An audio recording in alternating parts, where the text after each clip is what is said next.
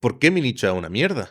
Dice, bueno, pues no sé, pues porque no funciona. Digo, no. Digo, si hubiera una ley que te dice que las placas solares no las puedes poner en zona cultivable, pero es que en zona pastoreable tampoco, y en zona urbana te la voy a limitar, el poner placas solares. Dice, hombre, dice que entonces no las puedo poner en ningún lado. Digo, pues eso es básicamente lo que nos está pasando a nosotros. El pastor es el tonto del pueblo. Si no vale para estudiar, pues para pastor. La gente está muy equivocada. Al final, yo siempre digo que los pastores somos los que existen. Y así es como se nos tiene que ver.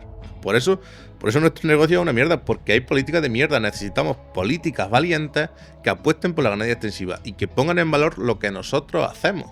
Eso tiene que ser ya, o sea, y cada segundo que pasa están desapareciendo pastores, está desapareciendo ganado.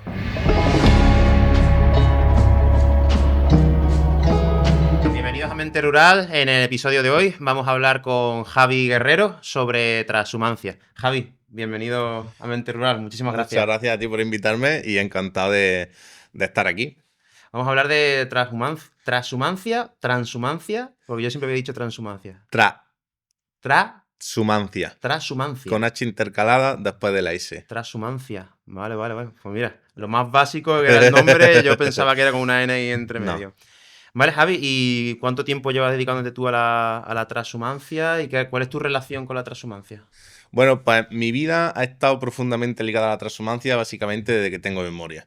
Yo soy tercera generación de pastores transhumantes y bueno, pues decidí que quería ser la forma de vida que yo quería tener y de dedicarme profesionalmente y al final yo creo que la transhumancia va mucho más allá, ¿no? Yo creo que más que una profesión es una forma de vida y yo desde pequeño, en contacto con mi abuelo, en contacto con mi padre, tenía claro desde muy pequeño que quería ser pastor. Pastor directamente, no dedicarte al campo, directamente quería ser pastor. Quería ser pastor, sí. De hecho, soy segunda generación de agricultores y realmente lo que a mí me gusta y lo que a mí me apasiona es la ganadería. Y a lo mejor me gustaría pasar mucho más tiempo del que paso estando con la ganadería. Y bueno, pues yo lo tuve claro. De hecho, hay una anécdota que de pequeño a mí me preguntaban mis tíos y demás, por la parte de familia de mi madre, oye Javi, ¿y tú qué quieres ser de mayor? Yo decía, pastor como mi abuelo, para estar acostado debajo de un chaparro. Luego me di cuenta de que donde menos tiempo paso es acostado debajo del chaparro, pero esa anécdota sí que está ahí. Se pasa mucho tiempo doblando el lomo, ¿no? Currando. Sí, al final el problema de la ganadería extensiva, sobre todo en ovino, que es a lo que nosotros nos dedicamos, mucha mano de obra, mucho trabajo, mucha hora y bueno, pues... O sea, directamente de jovencito a la ganadería. Sí, desde que nací prácticamente en contacto con el campo. De hecho, mi padre también, cuando éramos pequeños, pues siempre me llevaba de pequeño.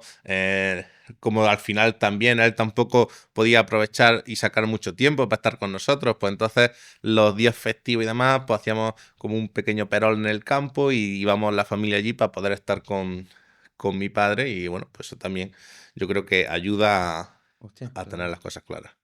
Vale. Vamos a hablar de la transhumancia, porque para alguien como yo, por ejemplo, y como mucha gente que quizás esté escuchando este episodio, a lo mejor no saben lo que es al 100%. Yo tengo cientos de dudas, que estoy seguro que me las vas a responder, pero así de primeras, ¿qué es la transhumancia?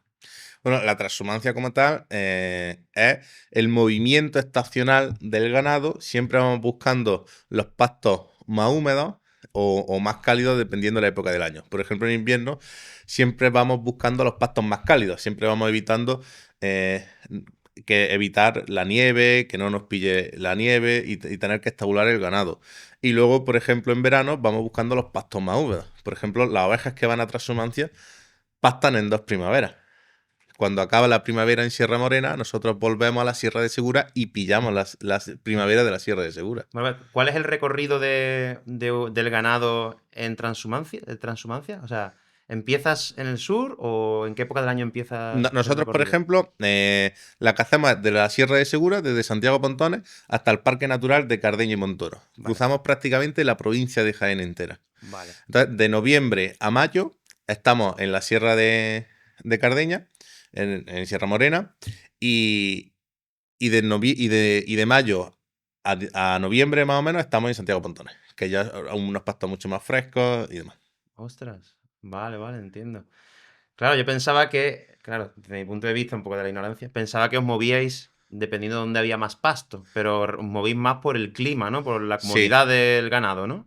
claro, una de las cosas que no se dice y que yo estoy de acuerdo, que eso lo dijo Clemente Mata, es la ganadería es el mejor invento que ha habido o sea, la transhumancia es el mejor invento que ha habido en la ganadería. No va a haber otro invento más revolucionario que la transhumancia en la ganadería. Pasarán muchos años y no lo hay. Ahora hablamos de collares GPS, etcétera, etcétera. Ostras, La sí, sí, sí. transhumancia es el mayor invento. Al final se simuló, la transhumancia un poco simula lo que hacen mucho las aves migratorias y demás, pues simplemente los pastores lo empezaron a hacer con el ganado, por un tema de, en vez de nosotros llevarle el alimento al ganado, llevamos el ganado a donde está el alimento. Wow. Bueno, créeme que tengo miles de preguntas en mi cabeza, no sé cómo estructurarlas, pero desde forestales, tecnología. Voy a intentar ir por partes, ¿vale? Para que la entrevista siga un proceso. Vale, cuando hablamos de transhumancia, ¿qué animales se pueden. ¿Se puede decir transhumar? ¿No? Sí, o hacen ¿Con qué animales se puede hacer transhumancia? bueno, pues con la vaca y la oveja. O sea, así el ganado, el cerdo, por ejemplo, no se hace transhumancia, Vale, pero con la vaca y con la oveja. vale. ¿Con el toro? Y con la cabra también. ¿Con la cabra también se hace Sí, bueno, y transhumancia? con el toro también. Pues todavía hay ganaderías de reses bravas que siguen haciendo transhumancia y demás. Pero sobre todo vaca y ovino, lo que más. Vale. ¿Y cómo es? Yo sé que tú me comentaste que hacéis transhumancia con camiones, ¿no? Sí, nosotros lo hacemos con camiones. Vale. Y bueno, y eso también hay un debate muy amplio, y es que muchas veces la gente dice, no, es que ya no se hace, tú no haces la transhumancia porque la haces en camión. Antiguamente la transhumancia se llegó a hacer incluso en trenes. Entonces, al final la transhumancia es mover el ganado estacionalmente. Y eso, al final eso lo puede hacer en camiones y demás. El tema de por qué se hace en camiones, al final, yo creo que es ahí donde hay que tocarle a la gente.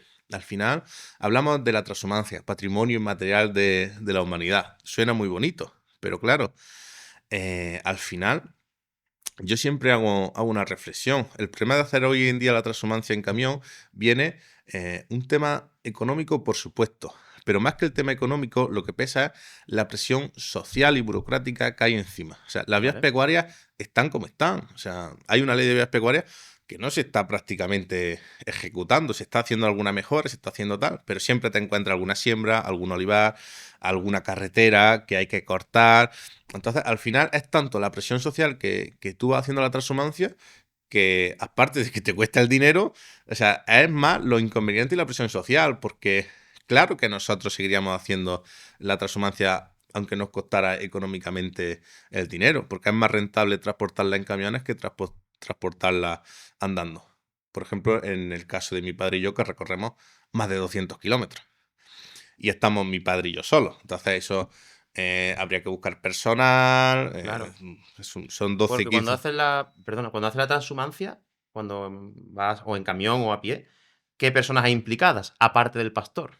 Bueno, al final nosotros manejamos 1.200 ovejas. 1.200 ovejas para llevarlas andando mi padre y yo solo no podríamos. Tendríamos que buscar mínimo dos personas que nos ayudaran, porque uno de nosotros o uno de los que buscáramos tendría que llevar el coche, ir preparando el hato, etcétera, etcétera. Estamos hablando de una persona que se va 12 días fuera de su casa o 15. O sea, tienes que pagar algo que le repercuta, porque al final son 24 horas. Con tema números, yo te lo hago muy, muy fácil. Los camiones a nosotros nos cuestan 800 euros por camión. Son 3 camiones lo que tenemos, son 2.400 euros. Dos personas, 12 días. ¿Cuánto le pagamos al día? 100 euros. 24 horas, 100 euros, y a lo mejor si le pago un poco más, tampoco. Dos personas, 12 días son 24 jornales.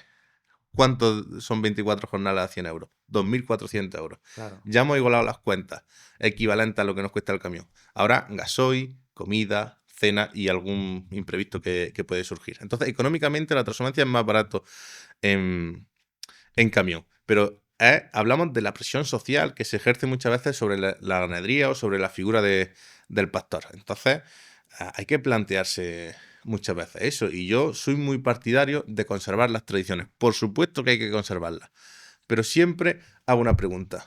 Oye, si esa tradición me está, me está amargando la vida o me está complicando la vida, ¿realmente soy yo quien tiene que conservar la tradición? ¿O esa tradición debe de estar en un museo? Claro.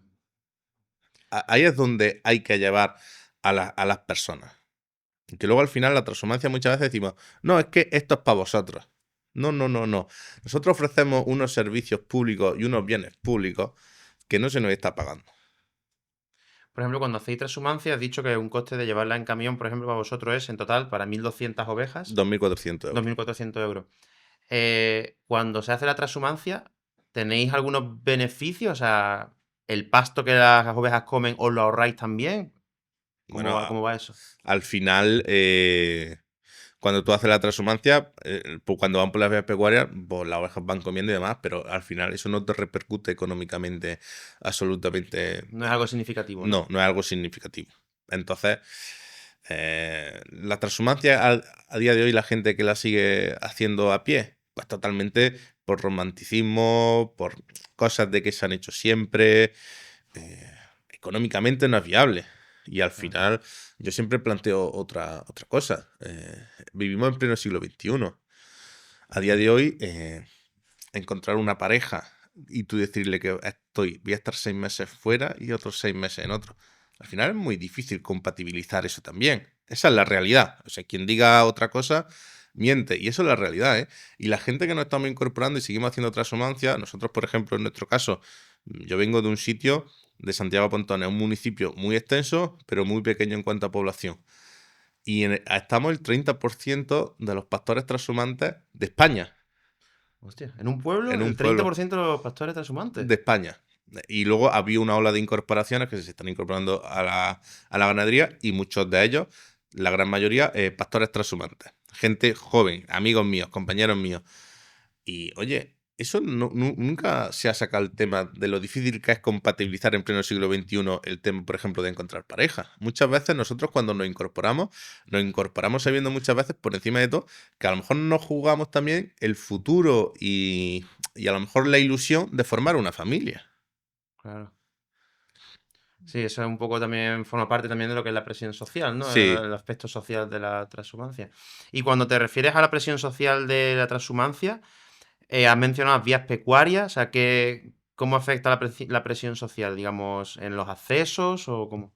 pues por ejemplo, aquí hay una vía pecuaria y ahora aquí te han sembrado olivos. Tú si pasas con los Vale, olivos, la oveja al final se va a enganchar a las claro, ramas. O aquí hay sembrado trigo, pues al final las ovejas van a pasar y se van a comer el trigo. claro, Es normal. Pues claro, eso crea una serie de conflictos o una finca privada, por ejemplo, de caza, que ha puesto allí su alambrada y tienes que pasar y que el dueño dice que no pasa y que entonces, que van a montear y que tú no puedes pasar, porque mañana montean y pasas por mitad de la finca, etcétera, etcétera. Es que se han dado algunos casos. Entonces, claro, pues al final todo eso claro. Sí, sí, son factores que poco a poco van amedrentando, ¿no?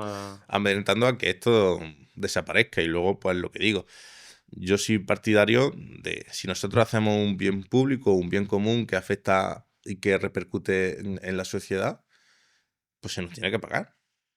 El discurso hasta ahora yo creo que no se ha dicho y no se ha luchado y creo que ahora tiene que haber un movimiento grande de que se nos tiene que pagar un poco no, se nos tiene que pagar exactamente lo que aportamos. Al final yo creo que eso es fundamental, ¿no? No creo que sea una cuestión de dame dinero, dame limosna, dame una subvención. No, no, no, no. Yo exijo y siempre pido y siempre que tengo la oportunidad, por ejemplo, de, ¿no? Me avisan para muchos sitios y demás, y yo siempre intento defender eso, que se nos paguen sobre todo por los servicios públicos que nosotros ofrecemos y aportamos y que no es que me da una subvención, no, no, no, no, esto va mucho más allá. Yo hago un trabajo, hago una labor y que me la tienes que pagar, exactamente igual que lo hace otra empresa. Al final los pastores Claro, somos empresarios, somos autónomos. Si hay 300 pastores en la zona, son 300 autónomos al mes. claro. Y vamos a relacionar un poquillo con el tema de los incendios forestales y eso, el tema de Sí, la transhumancia, porque justo el otro día pasaba yo por un sitio y veía que se estaban comiendo todas las brocetas y digo, hostia. ¿Cómo beneficia la transhumancia, por ejemplo, o cómo se relaciona la transhumancia con los incendios forestales?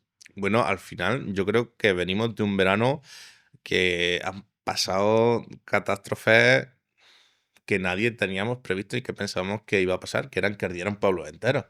Eso este verano ha pasado. Y yo creo que ahí tenemos el mayor ejemplo, ¿no? De cómo la ganadería transhumante o la ganadería extensiva ayuda a la prevención de incendios.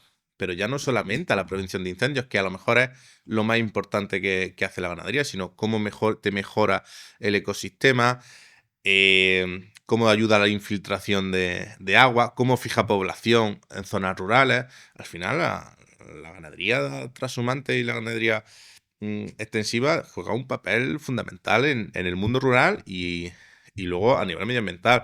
El problema de esto es que yo creo que no tenemos los conceptos muy bien especificados, muy bien diferenciados y realmente ese es uno de los principales problemas. La ganadería extensiva, ¿no? Que es la ganadería extensiva, la transhumancia hace ganadería extensiva, pero en dos zonas diferentes. No está diferenciada a día de hoy. O sea, ¿qué es la ganadería extensiva? Ni siquiera tenemos una diferenciación para diferenciarnos de la ganadería industrial, que a mí me gusta, en vez de intensiva, a mí me gusta llamarla ganadería industrial, porque es una industria lo que hace la ganadería intensiva. ¿Qué es la ganadería extensiva? Pues, oye, vamos a definirla realmente lo que es la ganadería extensiva. Para mí, la ganadería extensiva es una ganadería que forma parte del medio, que está en el medio y que forma parte de un ecosistema, con el fin de aprovechar todos los recursos naturales que da el campo empezando desde el suelo. Eso es la ganadería extensiva. Y luego, teniendo una cosa muy en cuenta, que esa ganadería que forma parte del ecosistema, si se hace muy bien la ganadería extensiva, ese ecosistema gira alrededor de la ganadería extensiva, porque es la que se encarga de equilibrarlo, de regularlo y de fomentarlo. Justo antes, preparando esta entrevista y otras que vamos a tener después y eso, he encontrado en concreto con una chica, he encontrado un término que se llama One Health, no sé si lo has escuchado alguna vez. Es un término, son palabras modernas, un término nuevo, pero básicamente como que une la salud de las personas con la salud de los animales, con la salud del medio ambiente. O sea, básicamente sería la transhumancia. Sí, sí, sí. Al final la transhumancia, eh, yo siempre digo que la transhumancia está por encima de la ganadería extensiva, que viene siendo lo mismo, pero con una diferencia clave. Los 6 meses que tú dejas a la tierra descansar, al final es súper importante para la salud del suelo, para todo. Y yo siempre hago una comparativa. O sea, en la escuela nos explican, eh, vosotros sois seres vivos, las plantas son seres vivos y los animales son seres vivos. Al final, tú cuando estás muy cansado, ¿qué es lo que necesitas? Descansar. Pues la tierra es exactamente igual, es un ser vivo igual que tú. Entonces la transhumancia, ese descanso a la tierra sí que se lo da. Y luego al final, pues por eso esos corredores ecológicos que hay por las vías pecuarias que se han demostrado a lo largo de los años que son fundamentales y que están gracias a la transhumancia, pues yo creo que tiene un papel fundamental en cuanto hablamos de biodiversidad, de valor medioambiental. Y luego hay que tener también una cosa clara y que a la gente se le olvida. La ganadería extensiva o la ganadería transhumante es mucho más por su valor medioambiental y ecosocial que como proveedora de alimentos para la población. Claro. Ahí es donde hay que explicarle a la gente. Y esos valores ecosistémicos, esa prevención de incendios, eso, cómo ayuda a infiltrar el agua, cómo mejora el ecosistema, al final son cosas que yo soy partidario de que lo estamos haciendo y al final se nos tiene que pagar. Por ejemplo, prevención de incendios. Si no vamos nosotros, va a ir una empresa. Se está pagando de media unos 284 euros por hectárea. ¿Por qué no se nos paga a nosotros? Si lo estamos haciendo igual que otra empresa, por Claro. ejemplo. Claro, tú llevas tus ovejas y desbrozan todo el monte, por Claro, ejemplo. o sea, al final... vamos a hablar también de la captura de la huella de carbono, que ahora está muy de moda, ¿no? Venga. Pues los datos están dando que la ganadería extensiva o la ganadería transhumante está mejorando, hay que afinarlo un poco, pero está mejorando entre un 20 y un 30% la captura de huella de carbono. Oye, pues si yo te ayudo a capturar un 20 o un 30%, te ayuda a que vas a capturar más, ¿por qué no me paga un tanto por ciento de lo que yo te estoy ayudando a mejorar? Que no se me está pagando. ¿Vale? El otro día colgó mi padre un vídeo en una charla en la universidad en la que salgo criticando un poco la paz o menospreciándola, ¿no?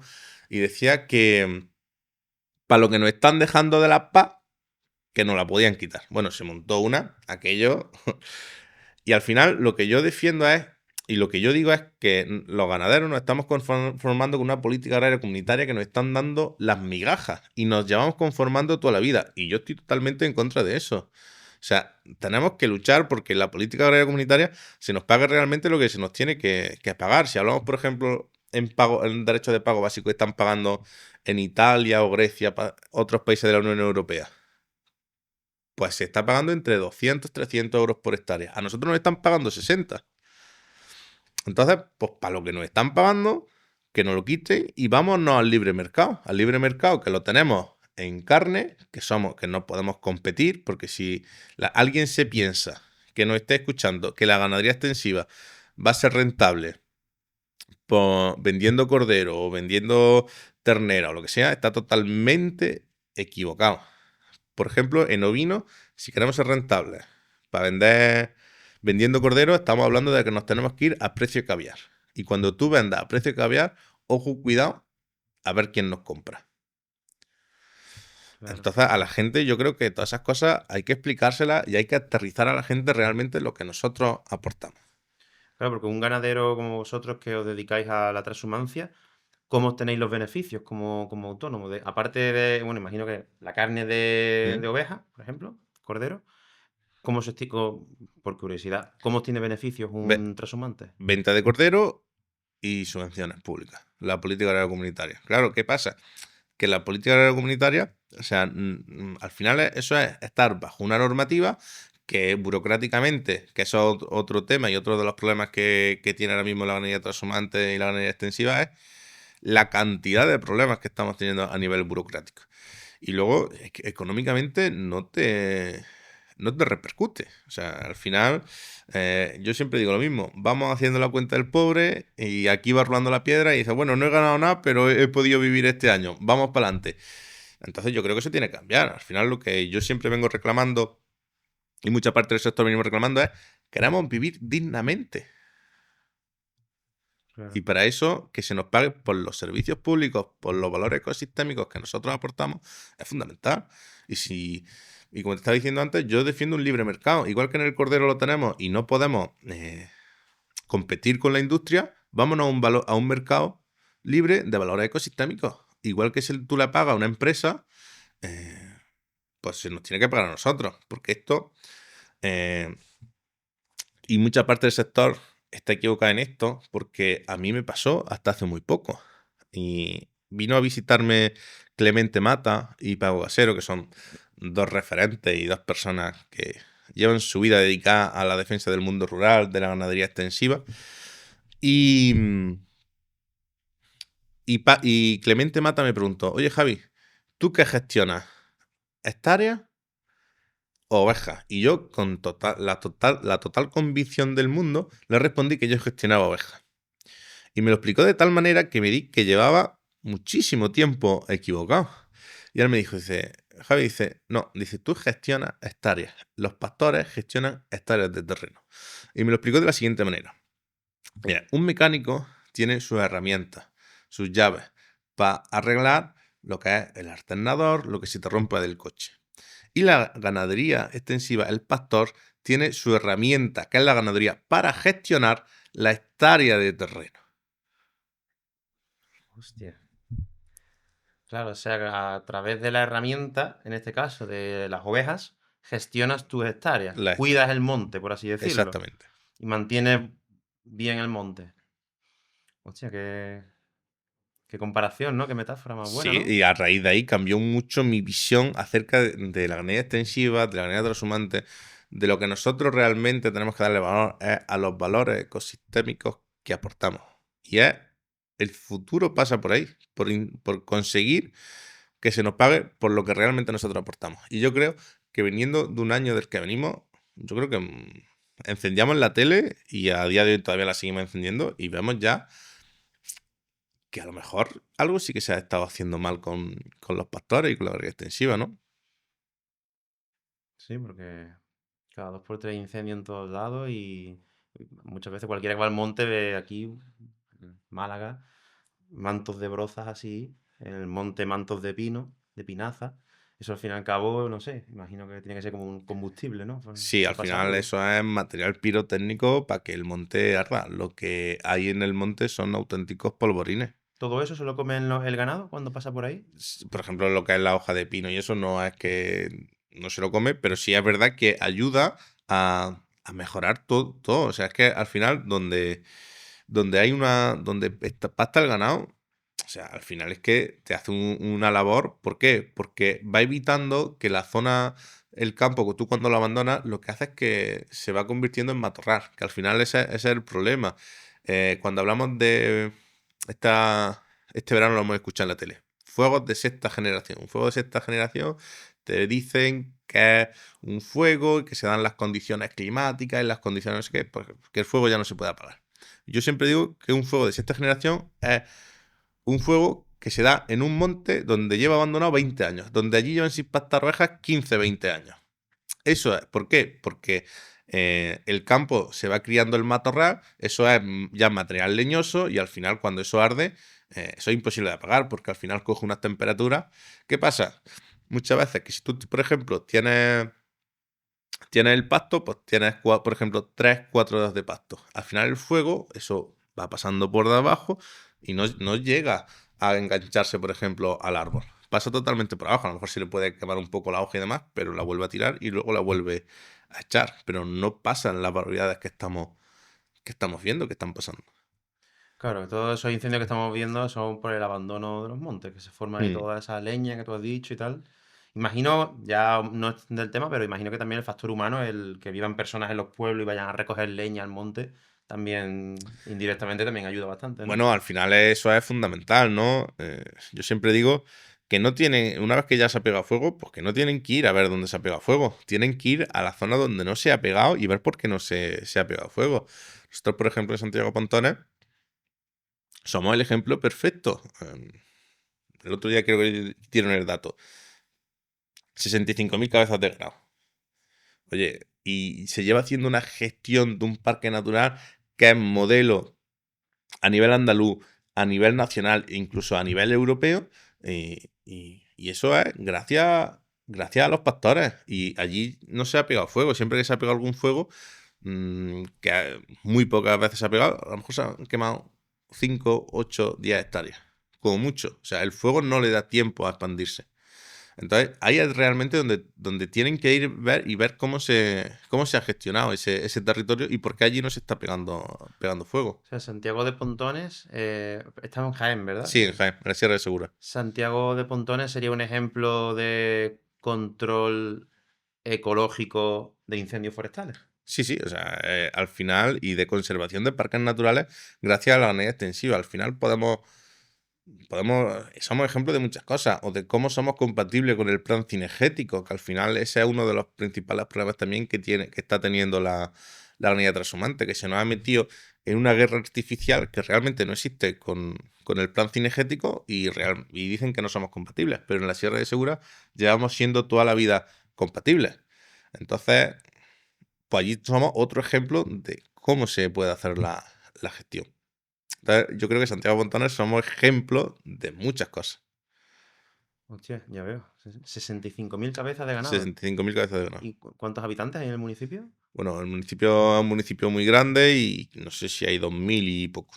Hostia, bueno, hay un montón Sí, sí. de animales. Vale, antes de saltar al siguiente tema, me gustaría hacerte una pregunta. Has dicho antes estabular el ganado. Estabular. Hay estabular el ganado desde el desconocimiento. ¿Qué significa estabular el Bueno, ganado? meter la oveja en una nave y tener que suplementarla con pienso y forraje. Ah, eso es estabular el ganado, Sí. ¿no? O sea, sería una forma más artificial de... Sí, no artificial porque, bueno, al final la siembra y demás se han dado siempre, pero a lo mejor una forma menos eficiente y menos sostenible, ¿no? Ahora está muy de moda la palabra Sostenible. sostenibilidad. Sí, sí. Si fijamos la transhumancia sería lo más sostenible del mundo. O Sí, sea que- al final. Y luego hablamos también, podemos hablar de bienestar animal. O sea, el animal tiene que estar en el campo, comiendo libremente, comiendo lo que le gusta. Al final la oveja es un animal que es muy selectivo, que va comiéndose siempre lo que más le gusta y se va dejando lo que no le gusta. Luego ya cuando vuelva a pasar la otra vez, si no es de lo que le gusta, pues se come lo que Claro. se ha dejado. Entonces, pues al final la transhumancia también es un ejemplo de bienestar animal.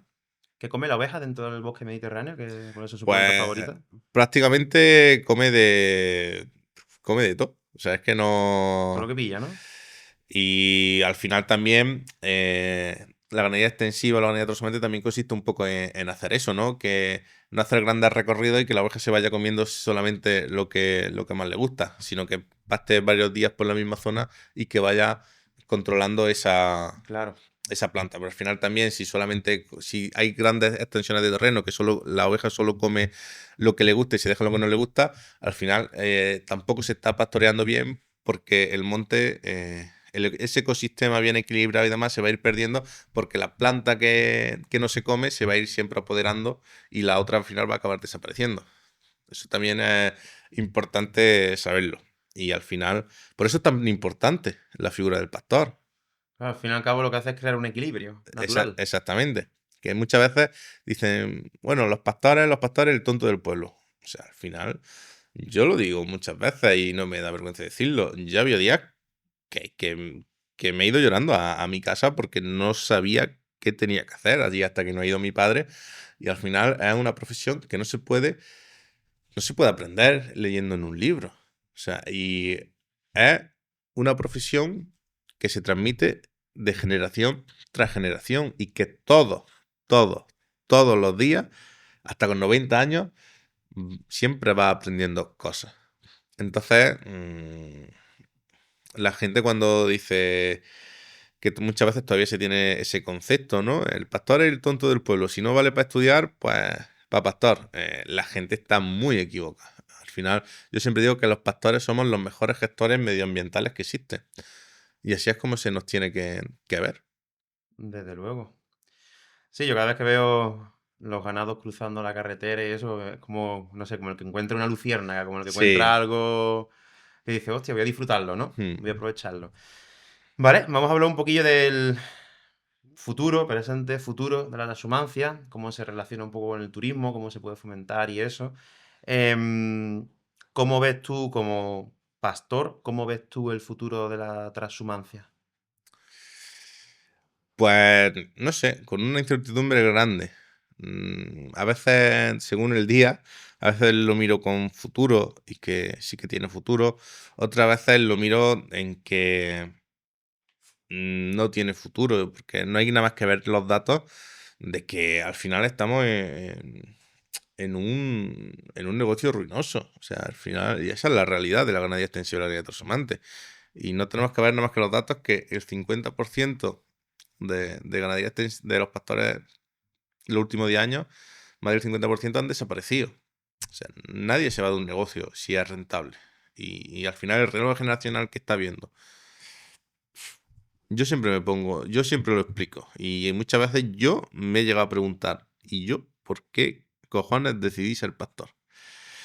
Y me di cuenta, o sea, y siempre lo cuento, y lo cuento con un orgullo grandísimo, ¿no? Y yo creo que el futuro para que haya relevo generacional también pasa por ahí. Y es que, por ejemplo, hoy los niños quieren ser futbolistas, quieren ser Messi, quieren ser Cristiano, ahora ya quieren ser influencers. Y en mi caso, yo siempre lo he tenido muy, muy claro, ¿no? Para mí, mi ídolo siempre desde la infancia y a día de hoy lo sigue siendo, ha sido mi padre. Yo siempre he querido ser como mi padre. Por eso decidí ser pastor.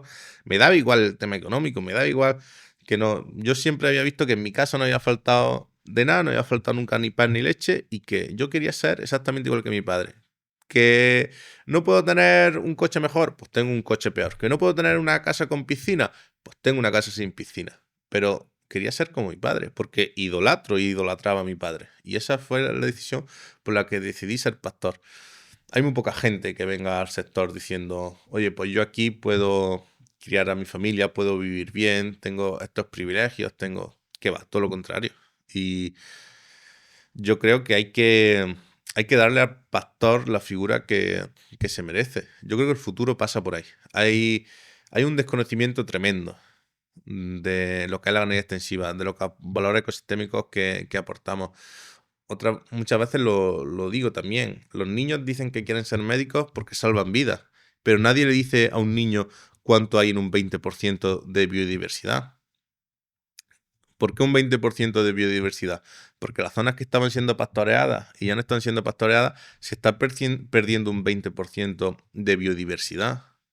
Vamos a explicarle eso a los niños. Vamos a explicarles realmente que tenemos un valor incalculable, que el trabajo que hacemos es un valor que hacemos a la sociedad. Y yo creo que tiene que haber proyectos educativos empezando desde abajo, desde los institutos, empezando por los colegios, pasando por los institutos y terminando en las universidades. El otro día hicieron una jornada de transhumancia en la Universidad de Granada que fueron espectaculares. Y es verdad que esas cosas son esperanzadoras, porque mientras que mientras que en la universidad se siga hablando de transhumancia, yo creo que la transhumancia seguirá viva.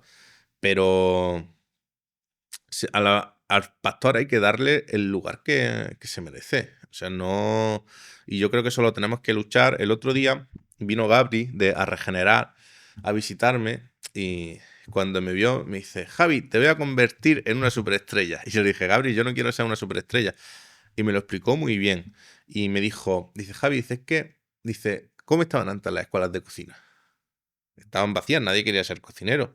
Llegó Jordi Cruz, los hermanos Roca, y han hecho una labor impresionante y ahora las escuelas de cocina están llenas porque hay auténticas superestrellas y los niños ven y que dicen: quiero ser Jordi Cruz, quiero ser como los hermanos Roca, quiero ser como Ferran Adrià. Y ahí es donde yo creo que se nos tiene que intentar elevar a los pastores para estar ahí, para que haya niños que realmente nos vean y pongan en valor lo que nosotros hacemos y digan: quiero ser como ese, y que al final acabe siendo pastor. Interesante, porque otra pregunta que te quería hacer, pero bueno, ya realmente la has contestado, era cómo se podría acercar un poco el tema del pastoreo, la transhumancia, la ganadería, a la gente más joven.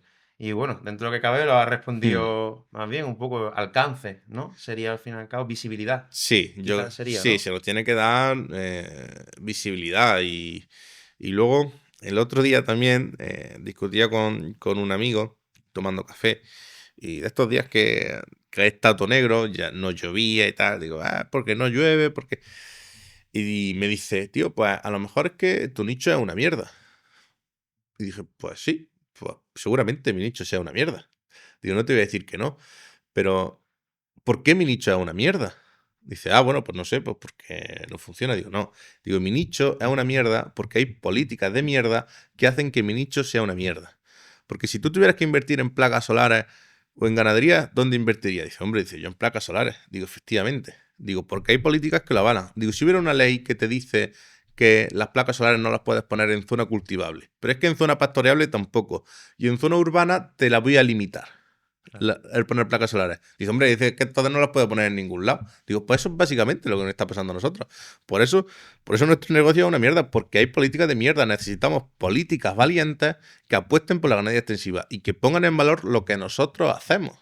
Eso tiene que ser ya. O sea, y cada segundo que pasa están desapareciendo pastores, está desapareciendo ganado. Y si quieren que esto siga vivo y que se siga conservando, pues al final la política pues lo controla, es la que controla un poco todo, ¿no? Y según la normativa que ellos pongan, pues funciona una cosa o funciona otra, y hay que pelear ahí. Hostia. Sí, es un poco que viene también desde arriba, ¿no? El tema de que se mantenga, porque al fin y al cabo, por mucho que tú hagas como pastor, o con tus redes sociales, a lo que llegue, si estás capado, estás capado. Sí, al final. Te pueden- O sea, proyectos 360, como el que nosotros, por ejemplo, hemos empezado, que ahora después, si quieres, hablamos de comercializar el producto, acercar a la gente que nos visite y demás. Sí, pero ¿cuántos proyectos hay como ese que sean rentables? Muy pocos. O sea, es que al final, yo siempre lo digo, hay que irnos a la realidad de ver, los pastores transhumantes. ¿Cuál es la función del pastor transhumante? Gestionar hectáreas, ¿no? Y criar cordero. Un cordero también que hay que diferenciarlo en el mercado y ponerlo en valor. Vale. pero ya está, o sea, no tiene tiempo. Yo, por ejemplo, el proyecto que nosotros estamos desarrollando, pues si no fuera por mi padre, yo no lo podría desarrollar, porque no tendría tiempo. Es que la ganadería extensiva al final también se lleva mucho tiempo y hay que pagar, sí, y hay que pagar. Claro. Sí, has mencionado antes lo de los negocios 360, que desde mi punto de vista cada vez negocios más, productores más locales, ganadería, agricultura, quesería, bodegas de vino, aunque las bodegas de vino y el aceite están ya más conocidos, pero cada vez empiezan a hacer experiencias, vender sus productos directamente al consumidor, ¿no? ¿Cómo podría todo esto, vamos a llamarlo negocios 360? Sí. Vamos por ponerle un nombre, digamos que ofrecen de todo, desde el sector primario hasta el turismo, ¿no? El terciario. ¿Cómo, por ejemplo, vosotros, que sé que tenéis vuestras marcas de aceite y eso, y también experiencias, que ahora las mencionamos, cómo lo habéis montado, cómo habéis hecho, cómo ayuda esto, cómo ayuda a ofrecer diferentes servicios al sector primario? Bueno, nosotros y siempre hemos intentado diferenciarnos. Mari Carmen García, que es una defensora de la transhumancia y de la ganadería extensiva como nadie, hace una comparación muy buena y compara siempre la ganadería intensiva con la extensiva, la comparación con el Rola y con el Casio. Y me parece una diferencia muy buena. Y entonces nosotros cuando empezamos teníamos claro que teníamos que ser diferentes. Entonces, si quieres resultados diferentes, tienes que hacer cosas diferentes. Entonces nosotros soy tercera generación de pastores y segunda generación de agricultores, en este caso el sector del olivar.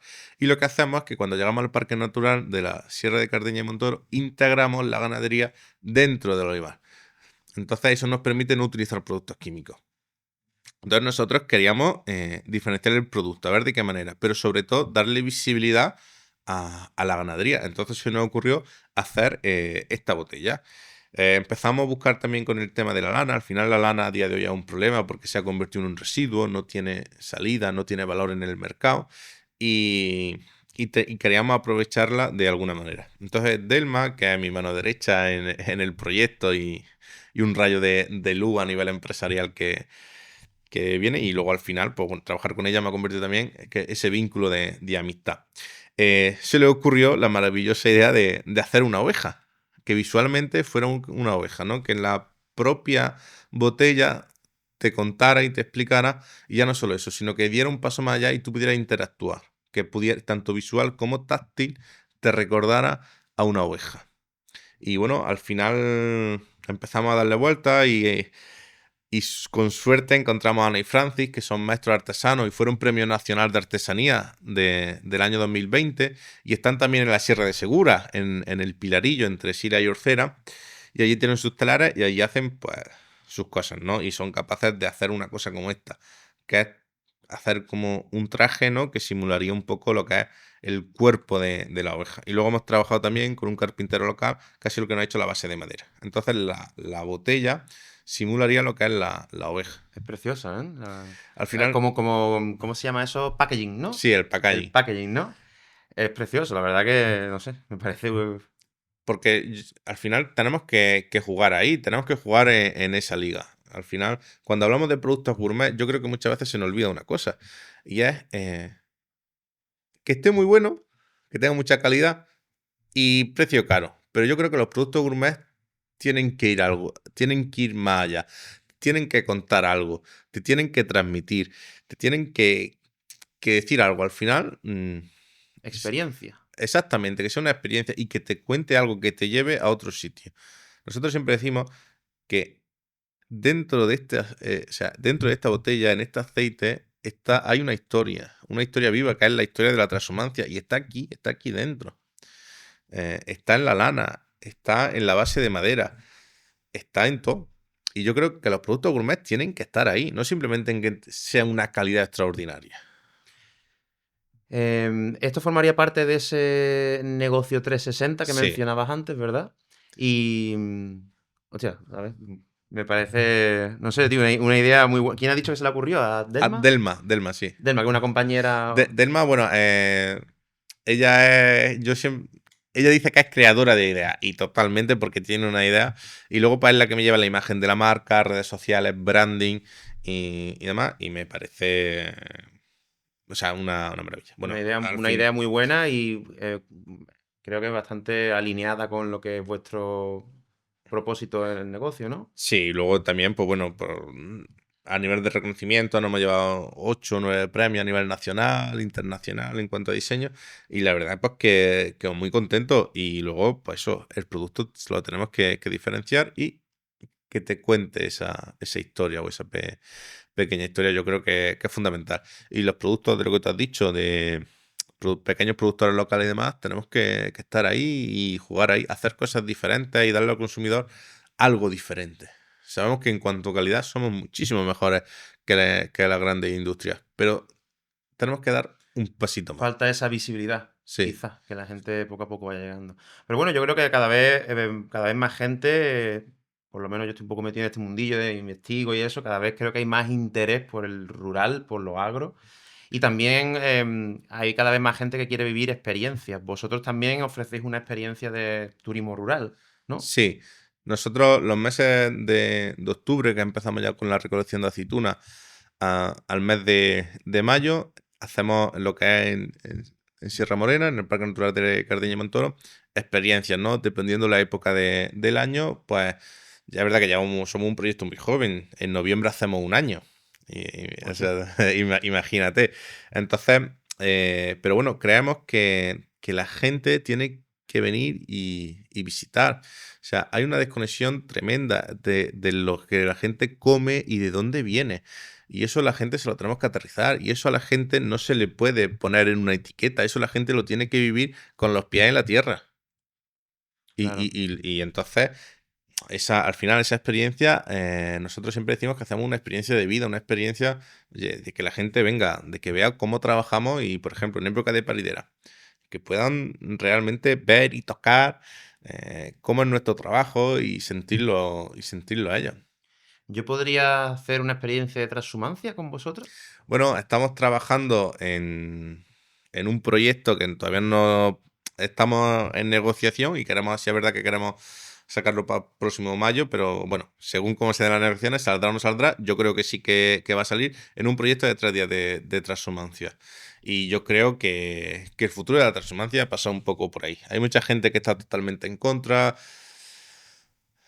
Al final, esto, yo siempre lo digo, esto es una empresa y esto funciona con números. Y al final, yo creo que la transhumancia hay que darle realmente el valor que tiene, algo único, algo que la gente tiene que entender que tú no decides la fecha de aquí a 3 meses. Que según cómo venga el clima, te puede ir una semana antes, te puede ir una semana después. Y priorizan los animales por encima de todo.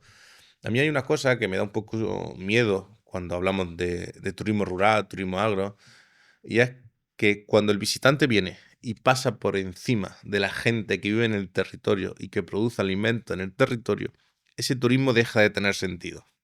Y hay muchos sitios en lo que está pasando. Y muchas veces cuando yo hablo de turismo y demás, yo siempre vivo con ese miedo a que a mí me pase. Y desde eso, desde el proyecto, desde nosotros mismos, lo tenemos muy claro de que queremos que eso no pase. Entonces, al final, tiene que ser poca gente y darle realmente una experiencia de calidad y que ellos se sientan pastores por un día. Cuando dices pasar por encima, ¿a qué te refieres cuando dices el turismo pasa por encima de los locales? Bueno, pues a que no se respete el medio ambiente, a que no se respete la persona, por ejemplo, que hay allí. Eh, Esa persona está por encima de todo. O sea, esa persona hay que hacerle un monumento. La gente, muchas veces, y lo estamos viendo muy a menudo, se premia a la gente que se va y luego vuelve, pero nunca se premia al que se queda desde primera hora.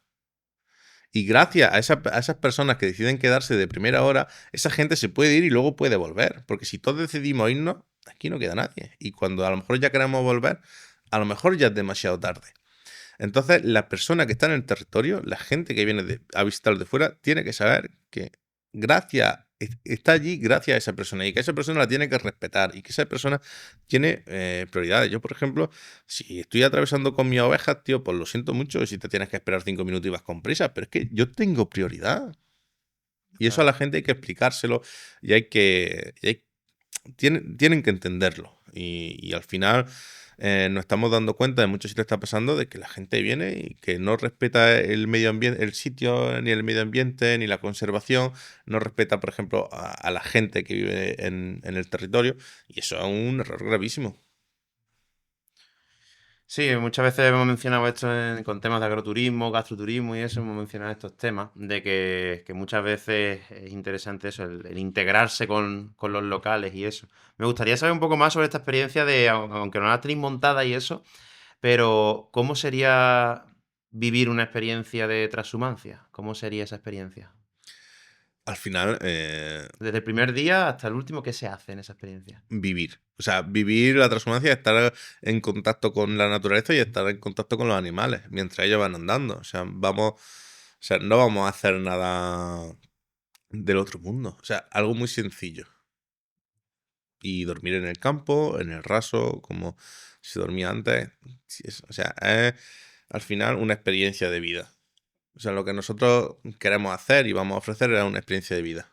Y luego a nivel gastronómico, si es verdad, priorizar el nivel gastronómico y poner en valor un poco esa cocina tradicional que yo creo que tiene un valor incalculable y que poco a poco se va perdiendo también, ¿no?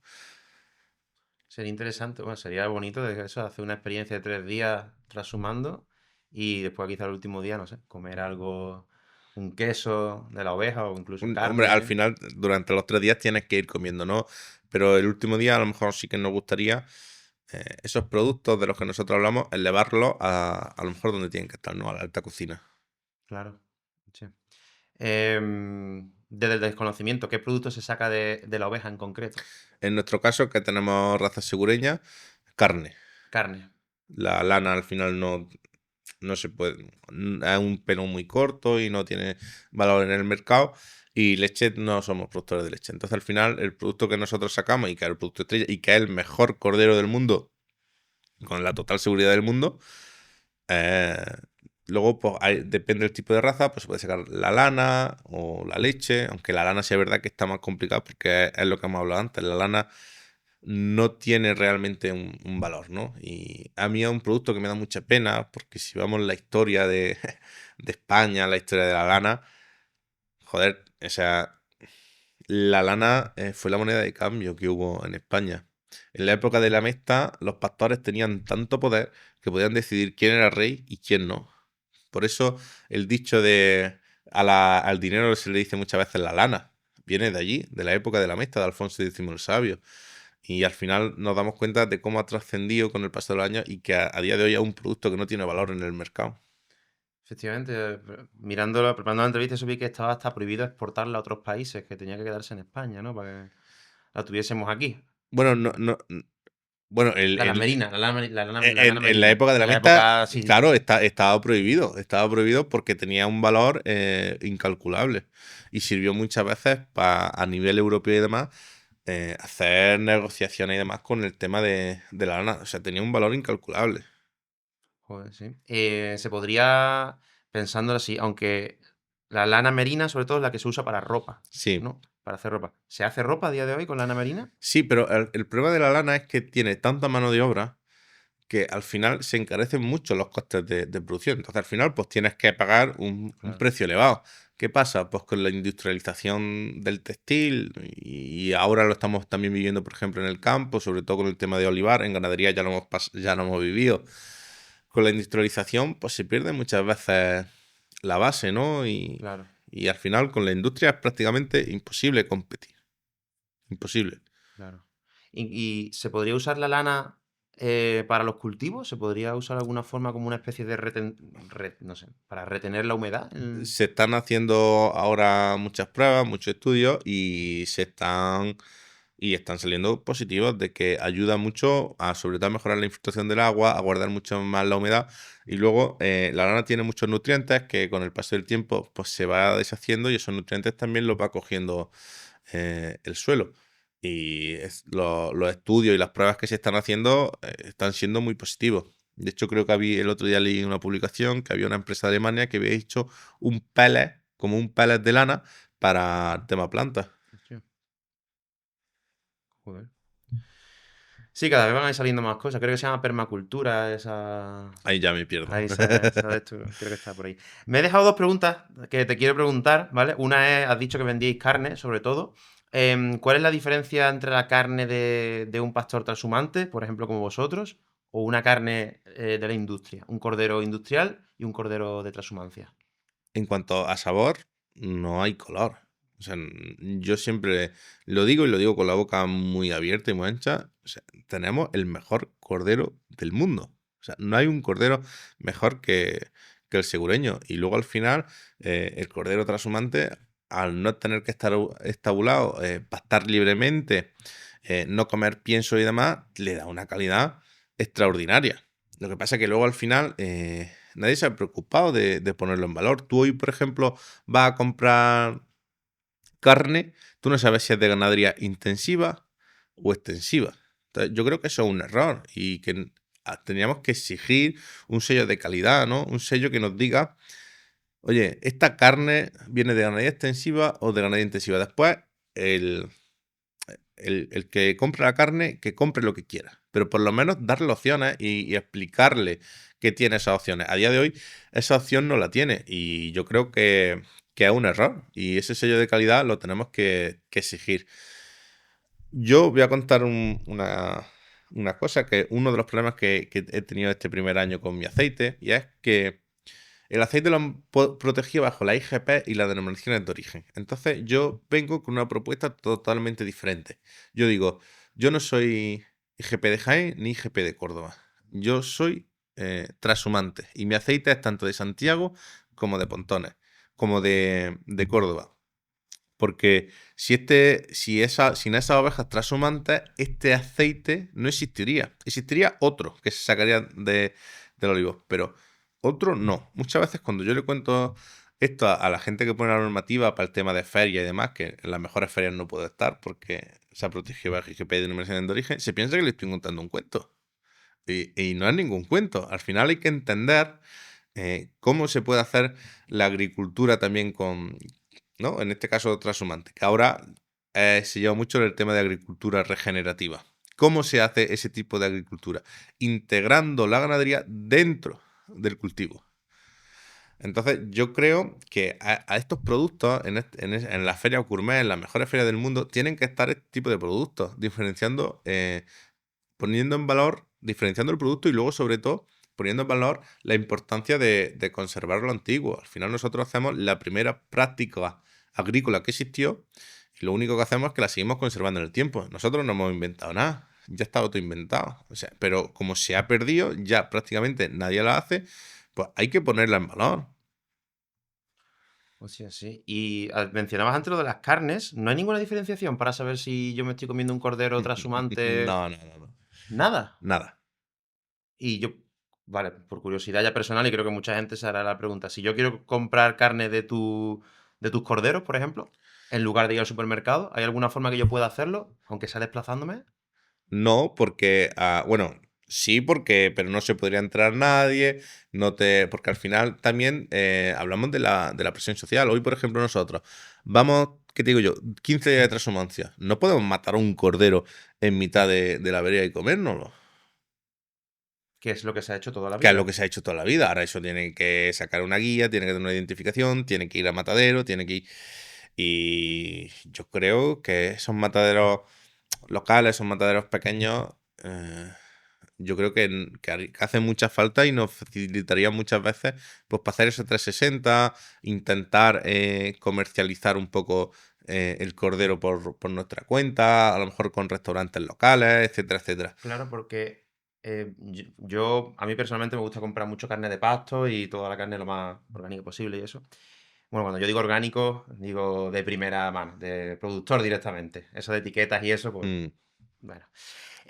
Y conozco muchos productores locales que cada vez venden su carne directamente ellos. ¿Qué necesitaríais vosotros, por ejemplo? Hablábamos del negocio 360, tenéis vuestro aceite, estáis trabajando en una experiencia, aparte de la ganadería. ¿Qué necesitaríais vosotros para poder distribuir vuestra propia carne? Porque desde mi punto de vista como consumidor de eso, me parece un producto bastante de calidad, poder comprar un cordero que ha estado comiendo en un valle, después en otro, y no sé. ¿Qué Bueno, necesitáis? pues un matadero, que a día de hoy es muy difícil encontrar el tema de mataderos y luego una serie de documentación que no estoy muy puesto porque todavía no hemos intentado mover ahí, aunque el futuro nuestro del proyecto pasa por comercializar el cordero, porque tenemos muy claro de que tenemos el mejor cordero del mundo, porque luego aparte nosotros dentro de la ganadería la tenemos diferenciada porque durante todo el año no utilizamos piensos ni forrajes. Hemos sacrificado una paridera, nuestras ovejas ya no paren nada más que solamente una vez al año y eso nos ha permitido no utilizar piensos ni forrajes. Entonces, claro, o sea, pues mucha más calidad y al final eso con el paso de los años nos hemos dado cuenta de que nos ha repercutido en cuanto a la calidad del cordero. Entonces tenemos una convicción ciega de que tenemos el mejor producto a nivel mundial y que tiene que estar comercializado. Sí, Pero claro, hay una serie de normativas y una serie de trámites pues que ahora mismo no estamos capacitados para asumirlas. Y al final luego el tema logístico también se complica, el tema de normativa te lo complica. Hay una serie de cosas que lo hacen difícil. o sea, si en Santiago de Potón hubiese un matadero, Bueno, en Santiago Montón hay un matadero. En Santiago Montón somos un poco especiales. Tenemos un matadero, tenemos un centro de tipificación. Lo único que nos falta es intentar unirnos un poco al sector ganadero claro. y comercializar el producto. Hace muchos años, cuando mi padre estuvo de presidente, había varios proyectos que se iban en marcha y demás, pero bueno, por temas y tal, mi padre ya dejó de ser presidente y aquello empezó un poco a... Pero tenía un proyecto como bueno, pues que en todos los comedores públicos de Jaén se iba a comer cordero trashumante de Santiago Pontones en todos los comedores públicos de Jaén. Y había un proyecto de viabilidad y demás. O sea, y no tenían corderos para todo el año en los comedores públicos. Y al final también yo creo que eso también hay que tocarlo. Realmente queremos cuidar a la ciudadanía, a nuestros ciudadanos. Queremos realmente poner en valor, o sea, si vamos a cuidarle la alimentación.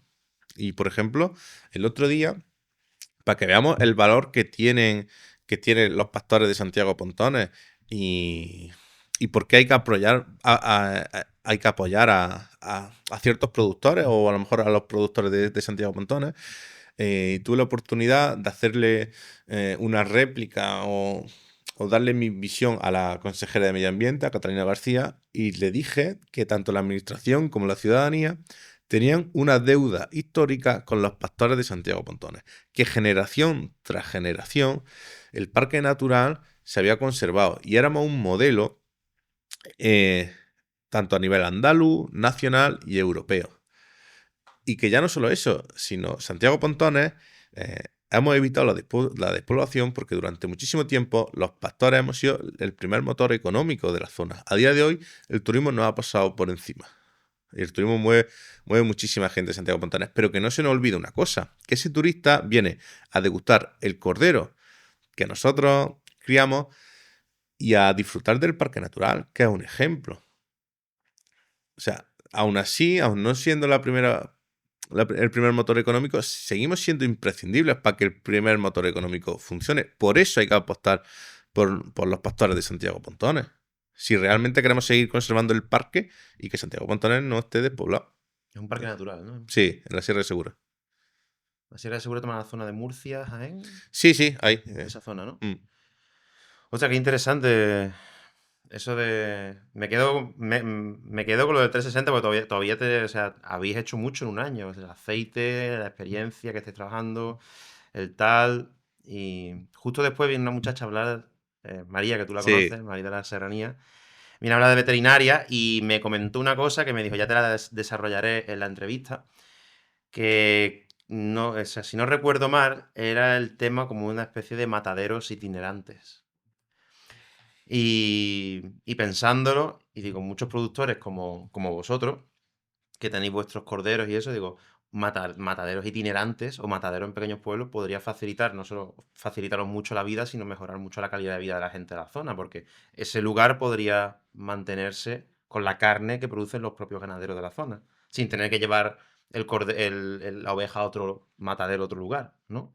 Sí, pero al final también hay que ser un poco conscientes de que el producto tiene que ser diferenciado. Al final, en cuanto a precio, no podemos competir con la industria. Eso lo tenemos que tener clarísimo. Aún habrá mucha gente de la zona que siga apostando por consumir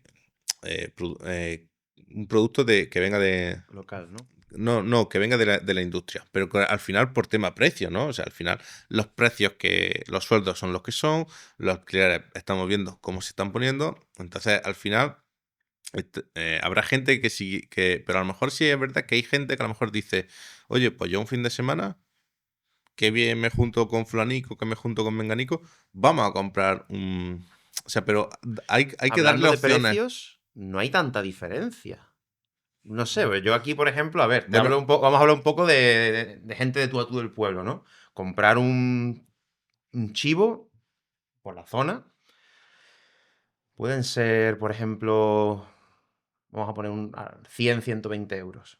Un chivo. Y te puede dar 10 kilos de carne. mm, Se te queda el kilo de carne en 12 euros, quizás. Si tú vas a un supermercado, la carne de chivo, no sé, creo que vale.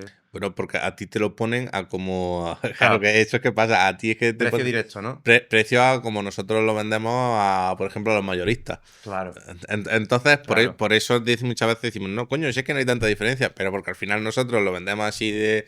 Y que nosotros, por ejemplo, tenemos mucha demanda de eso y siempre decimos que no, a no ser que sea alguien muy allegado y demás. Y mira, pues por hacerte favor y tampoco le vas a cobrar si no tienes, por ejemplo, la documentación en regla y nada, que es al Claro. final como un favor personal, pues ya está. Ahí Todo es eso entre donde... medio, desde que tú lo vendes a ese precio hasta que la persona lo paga a tal precio en otro lado, ¿existe alguna forma de cargarlo, de eliminarlo?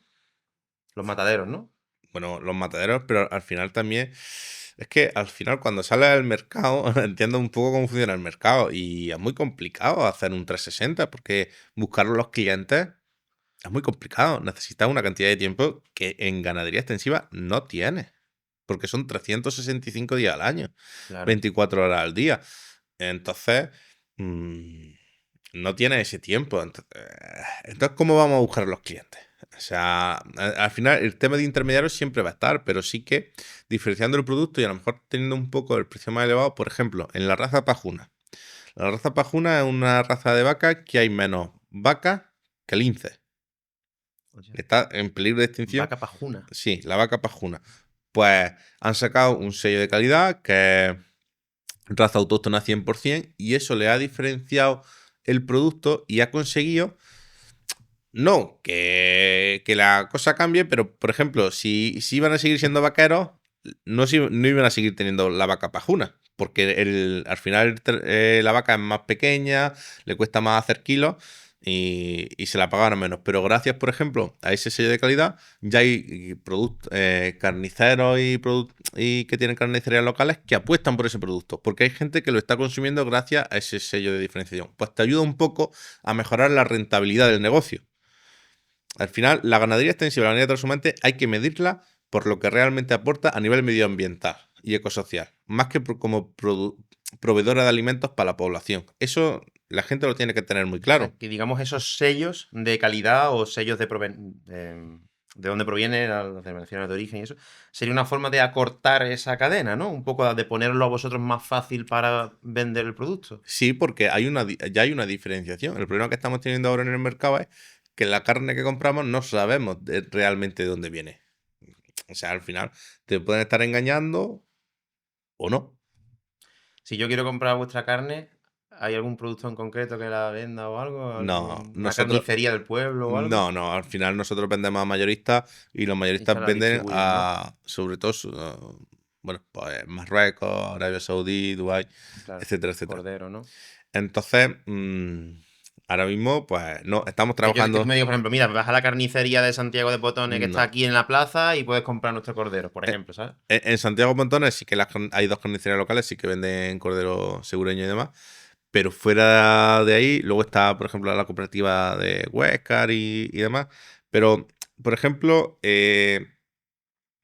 esos ganaderos que diferencian el producto, que le hacen a lo mejor un cuidado más específico, una alimentación más específica y demás, Es que no hay No se prácticamente. ve No, retribuido después, ¿no? no, y que no hay prácticamente nadie que lo esté haciendo. Hay muy poquita gente. Entonces, el tema de la comercialización del cordero es un mundo. Al final también ha bajado mucho el consumo de carne, pero ya no solamente el consumo de carne, sino el consumo de cordero Claro. en las casas. Al otro día a mi padre le hacían una pregunta. Dice, oye, Fortunato, dice, ¿cuánto llevas tú sin comerte un guisado de rabo? De cuando se le corta el rabo a la oveja, pues después el rabo se aprovechaba para hacer un guisado. Wow. Dice mi padre, pues desde que se murió mi madre, ¿no?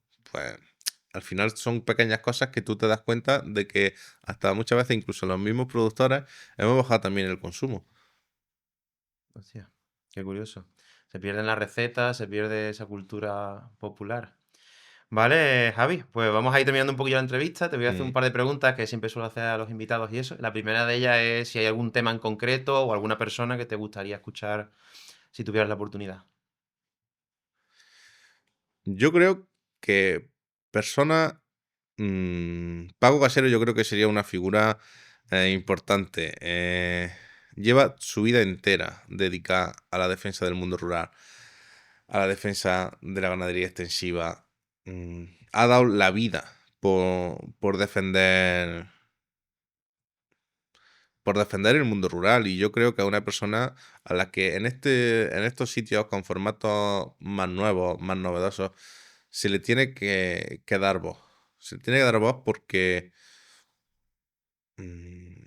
es una persona o sea, al final, yo desde que lo conozco, que luchó muchísimos años con mi padre, ha dado su vida entera.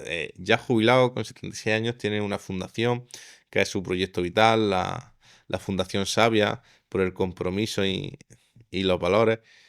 Y, o sea, y sigue dando su vida a un jubilado por la defensa del mundo rural. Y siempre sin pedir nada a cambio. Y al final eso dice mucho. Y yo creo que, siempre lo digo, ¿no? Que ojalá no hubiera un Paco Casero en el mundo, y ojalá hubiera por lo menos 10 Paco Caseros, y otro gallo nos cantaría a la gente que vivimos en el mundo rural. Vale. ¿Y qué pueblo sí te gusta para pasar tus vacaciones de turismo rural? Un lugar que te gusta ir que no sea una capital. Santiago Pontones. ¿Santiago Pontones? Sí. Hostia. Además, yo creo que todo el mundo tiene que ir a visitarlo. Nacimiento del Río Segura, una gastronomía espectacular, Buen cordero, ¿no? Tiene que un haber por allí, muy ¿no? buen cordero, y el parque natural es una auténtica maravilla. Santiago de Potones. Me lo apunto.